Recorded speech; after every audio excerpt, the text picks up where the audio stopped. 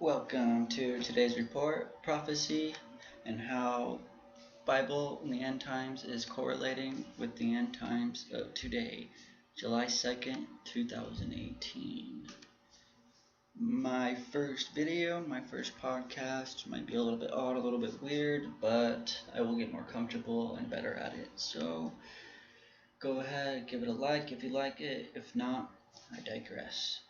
So let's go ahead and go over the headlines and see how it's correlating with Bible prophecy. So the first article we're going to read today, concerns raised over featuring a 10-year-old Desmond drag kid. I wanted to do drag when I was 2, he states. A viral video of a 10-year-old boy who identifies as an LGBTQ activist and advocate and a drag kid is raising concern as some state that children being taught about drag and homosexuality is inappropriate and a reflection of ungodly parenting. I was born in Pride Month, the child who identifies as Desmond is amazing, stated in the video shared by the Huffington Post on Friday. Gay pride means self-expression to me. I discovered that I wanted to do drag when I watched the first episode of RuPaul's Drag Race when I was 2.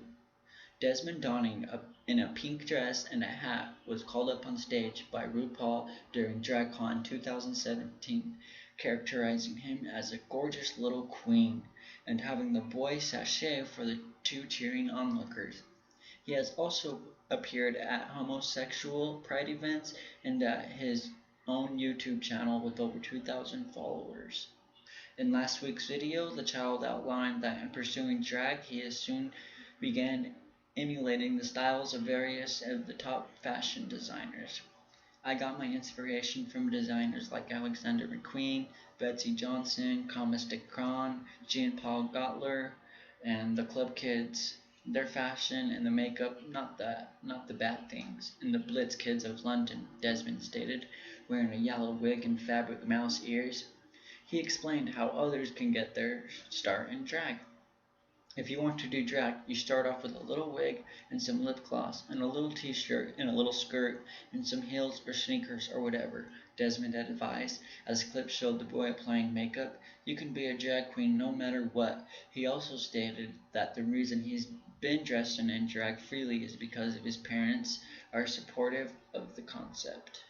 I've always been able to be myself because of my supporting mom and dad, Desmond outlined. Drag is a form of expression and being yourself and dressing however you want to look and looking fierce no matter what you're wearing. Even if your eyeliner went down and it's so bad, you still look fierce.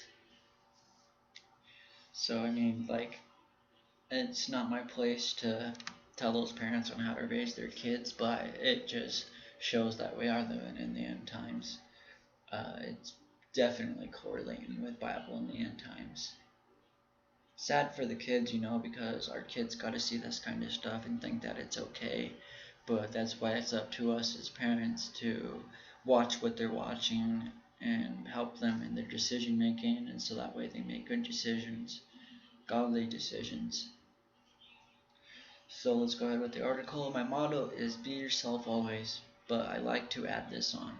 No matter what anyone says, and pay the haters no mind, because they're not as fierce as you, Desmond said, interspread with clips of the child pursuing his blue lips in front of the mirror. The short recording for Pride Month, which was posted by the Huffington Post with the remark, "The future is queer," has generated 1.4 million views as of press time. It has drawn both applause and concern, as some opine that there is nothing wrong with the concept of a drag kid as long as the child is happy, while others contend that the idea of a young boy dressing up as a girl and supporting homosexuality pride is inappropriate. I love seeing kids express themselves creatively, my daughter told me her sexual preference at age 12, and I'm fine with that. They might change, shift, evolve, they might not. Being a parent means loving your kids unconditionally, one commentator remarked. I mean, yeah, I see no problem with loving your kids unconditionally, but you gotta lead them the right way, otherwise they're gonna follow their own ideas, which ideas that are influenced by TV that they watch and videos that they see and music that they listen to. So everything that your child watches or listens and sees influences them on the perspective of the person that they're trying to be. So I mean, us as parents, we need to be more watchful of what our kids are watching and listening to. A lot of you have to realize that your minds are stuck in the norms of the era. 500 years from now, gender fluidity will be the norm. You are not able to transport your mind in the future and see it at all. You're basic, expletive, another stated. Nothing about this is right. Kids this young don't need to be doing what they want because they don't know what they want. They need to be guided and taught correctly. These parents need a wake-up call. Also correct. A third wrote, remember folks, these types of kids are the future. What kind of world do you think we would have with these new pick your gender and you can be anything you want, even a puppy, and 2 plus 2 equals 7 folks running it? One commenter also asked, parents are not actually leading their children in the right path, but instead supporting their wicked desires that could be corrected instead. These are the last days, people. You can buy into the LGBTQRTSTFAWYG and stuff if you want to. This is wrong, and you know it. And you know it too. Jesus is coming soon. Repent and put your faith in Him while there is still time. So true. I like that what that last commenter said. I like how he states how you don't want the people that are 2 plus 2 equals 7s running it. That's hilarious. So on to our next article. This is more to do with LGBTQ stuff that they're trying to push on our kids and our young ones. Drag Queen Story Hour coming to your public libraries. I'm pretty sure it's not going to be coming here where I'm in Utah. We're a Mormon state, so I'm pretty sure we would be one of the last. At least I hope so. That's one thing I love about being out here in Utah. We're not so we have liberals out here, but they're not so outspoken about it as they are in other places, like on the East Coast or in California. I mean, those places are wild. I don't know how people can even stand to live there. But glad I'm in Utah. Love Utah. A public library in Virginia Beach, VA, is the latest location set to host a Drag Queen Story Hour event for kids as young as 2. As young as 2? Jeez, that's like shoving it down their throats. Several of these events involving drag queens reading to children in libraries, schools, and bookstores have been held across the country as part of the national initiative. The programs have also taken place internationally. The expressions of these children's faces at recent drag queen library events show a variety of emotions as they attempt to process what they're experiencing. That's hilarious. The expressions of these children's faces? Yeah, confused, and what are you reading to me and why? What is this? Who is this person and why are they dressed like that? So wrong. It's really sad. I mean, it really hurts my heart.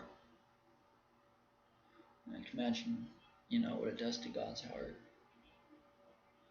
I think that we all need to pray for God's heart so that way we can see these people not in a hateful way, but in a loving way, and pray for them. And yeah, I mean, that's all you can do, pray for them and hope for the best and hope that they turn from their lifestyles. I mean, there's so many stories out there of people that used to be in the LGBTQ community and they're not no more, and they've turned to Christ and they've made good lives for themselves turning from this type of stuff. I mean, it's just sad that we're trying to shove it down our kids' throats. So, with the article, the expressions of these children facing that recent drag queen library event show a variety of emotions, an attempt to process what they're experiencing. After an anonymous tip, CBN News confirmed that an event is listed on the Virginia Beach Public Library's website. Drag Queen Story Hour with Gillette Black as a slated for July 28th and August 25th and September 29th from 10 a.m. to 11 a.m. I'm not giving the place where it's at because I don't want anybody looking for it or wanting to go. According to its website, the DQSH captures the imagination and play of the gender fluidity of childhood and gives kids glamorous, positive, and unabashedly queer role models. In spaces like this, kids are able to see people who defy rigid gender restrictions and imagine a world where people can present as they wish, where they dress up is real. And that's just, like he says here, in this article, imagine a world where people can present and what they want to dress as they wish. I mean, that's just like the stuff that the Masons and all of them say, that do what thy will. That's all part of Satan's plan to bring humanity down, to get us down into the sin and to hurt our relationship with Christ. I mean, what do you think this does to people like us who are normal and we see stuff like that? What does it do to our subconscious? Is it, who knows? There's so many things that are going on in the world that are it's just crazy. The programming date is aimed at young children such as toddlers 2 to 3. Oh my god, that's just so sad. I hope no parents ever take their children to this. Preschool, 3 to 5 years old, and early elementary grades, K through 2, 5 and 8-year-olds. And that's just so wrong, because that's when their learning process is so good and they're learning so much and soaking into the world, into their minds so much, and for them to see that kind of stuff, that makes them think that it's okay. That's why I think as parents, as Christians, we need to be more protective of our children. Because stuff like this is all around us. It's around the corner, it's outside, it's your neighbor, it's your landlord, it's person down the street. It's sad, it's everywhere. We need to keep a strict eye on our children. So let's go to this article. The CBN News contacted the TCC City Joint Youth Library several times for an interview to discuss the reading event, but at the time of the publication of this story had not heard back from them.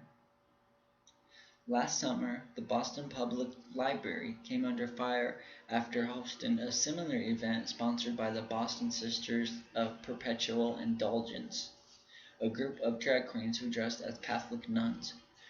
Oh, man, that is so wrong. They're a group of drag queens dressed as Catholic nuns, so that's like bringing it into the church and making it look like that church people are like that, and that's the way God wants you to be, because obviously if they have nuns dressed like that, that's just so wrong. And I pray for those people that they don't do that type of stuff. Hurt God's heart in that way. It's just sad. It's pretty clear that the DQSH was created to normalize LGBTQ lifestyles within our culture, and that they are specifically focusing on children, said Maureen Dean, president of the Family Policy Network. However, people are not able to change their gender anymore than we are able to change our age, our race, or height. True. Exposing children or anyone to the false idea that gender is something that can be changed will only lead to sorrow. Correct. There are more signs of different avenues of society embracing gender fluidity as normal, even in classic children's books. The New Yorker recently took to Twitter to highlight an article it published 2 years ago called Frog and Toad, an amphibious celebration of same-sex love. In the article, the daughter of Arnold Lobel, author of the children's book, suggested that there is another dimension to the series' sustained popularity. Frog and Toad are of the same sex and they love each other, and that the Frog and Toad really was the beginning of him coming out. a children's book about two homosexual frogs. Arnold Lobel's Frog and Toad endures as an amphibious celebration of same-sex love, the magazine tweeted. Andrew Clavine, author of the host of The Andrew Clavine Show, criticized the comment, saying in a tweet, "It's here, the stupidest tweet of the year. Thank you, New Yorker." Wow. Meanwhile, Dean urges parents to get the word out about these meetings, but she also says believers should see this as an opportunity to share their love of Christ.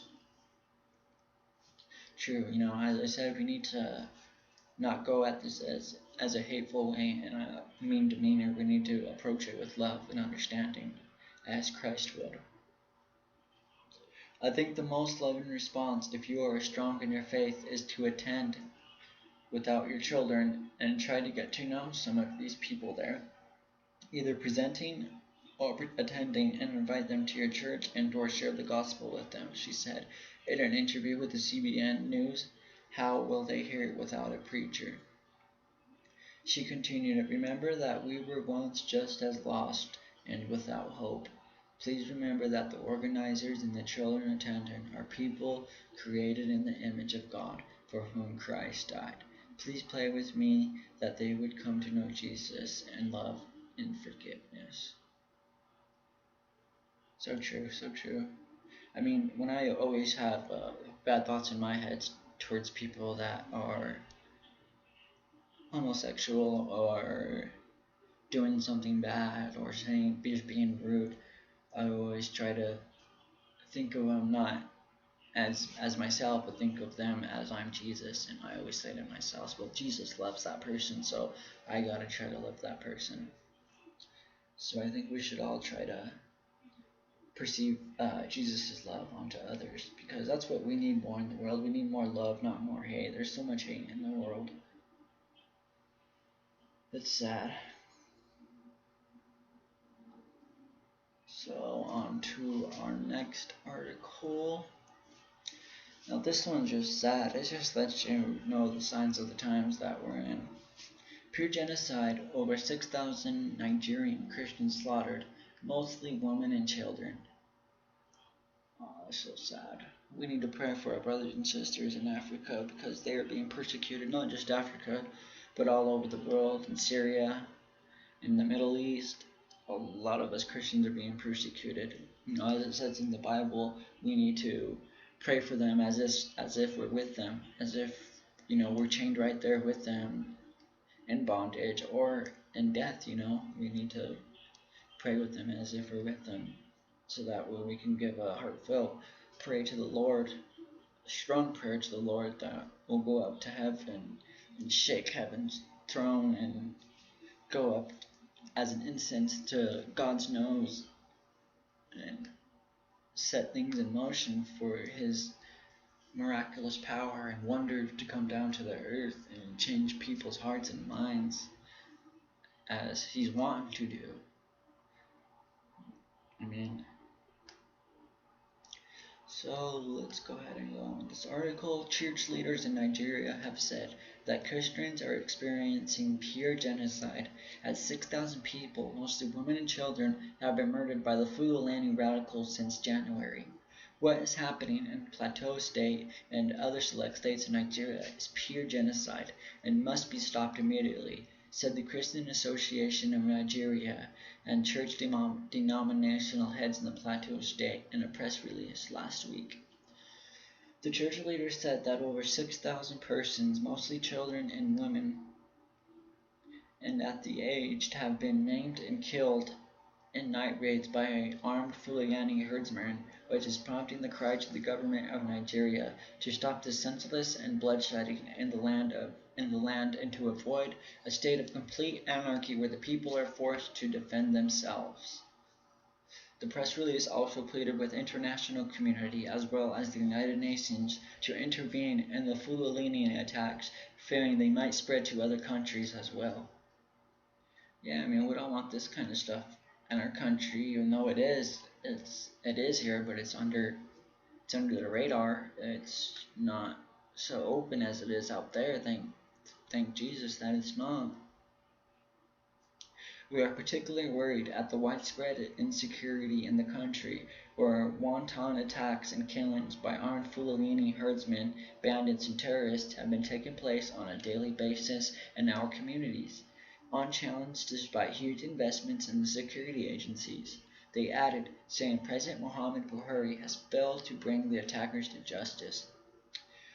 They referenced several mass-scale attacks this year, including the slaughter of over 200 people, mostly Christians, at the end of June, and raids carried out by the herdsmen on a local area farmers near the city of Jos. Although some international news media have sought to characterize the killings as a land of conflict between community groups, the church leaders, along with major persecution watchdog groups such as Open Doors USA and International Christian Concern, have all said that Christians are being deliberately targeted. Yeah, I mean, we are being deliberately targeted. We reject a narrative that the attacks on Christians communities across the country, farmers and herdsmen clash. The federal government has been so immersed in the false propaganda and deceit, while forcefully pushing the policy idea of establishing cattle ranches colonies on the ancestral farming lands of the attacked communities for the Fulani herdsmen as the only solution to the problem. I can kind of see what this article is saying is that the country is wanting to use the land as farmland and ranches, but it obviously belongs to the ancestral people that are there, and a lot of them are Christians, so they feel that it's okay to attack these people in this manner, which is totally wrong. Wow. Accusing the government of also pushing such a narrative. How can it be a clash when one group is persistently attacking, killing, maiming, destroying, and the other group is persistently being killed, maimed, and their places of worship destroyed? How can it be a clash when the herdsmen are hunting farmers in their own villages and communities, and farmers are running for their lives? The church leaders asked. How can it be a clash when the herdsmen are the predators and the indigenous farmers are the prey? Until we call a disease by its real name and causatives, it would be difficult to properly diagnose the disease for the right curative medication. There have been different reports on the number of Christians killed in Nigeria since the start of the year. The International Society of Civil Liberties and the Rule of Law of Interest Society stated on Tuesday that a combined total of 1,750 Christians, along with non-Muslims, have been killed both in Fulani herdsmen and by the Boko Haram radicals, who are a separate terror group. Nigeria is drifting to a path of genocide through killing, maiming, burning, and destruction of churches and other sacred places of worship, and forceful seizures and occupation of ancestral worship, farming, and dwelling lands of the indigenous Christians and other indigenous religionists in the northern Nigeria, is said.